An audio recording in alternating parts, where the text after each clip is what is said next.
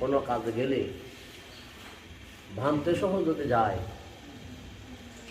তপ্তরোগ্ধের মধ্যে তিনি হেঁটে গিয়ে 2-4 আনা যা পেতেন সেটা অনাথ ছাত্রছাত্রীদের জন্য নিজে গ্রহণ না করে তাদের জন্য বিলিয়ে দিতেন।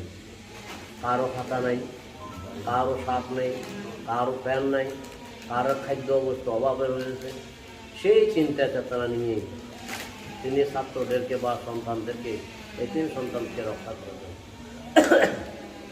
রক্ষা করেছেন বিদায় আজকে ভান্তে দেখে গিয়েছেন ওনার ভেদ 6 জন শিষ্য অতিজাত সন্তান তিনি উপহার দিয়েছে সমাজের মধ্যে, যে বেশ কয়েকজন সন্তান বা বুদ্ধপুত্র আজ দেশ বিদেশে দেদীপ্যমান রয়েছে। ভান্তের প্রথম শিষ্য আমরা যদি বলি, ইনিও বাংলাদেশের বক্তব্য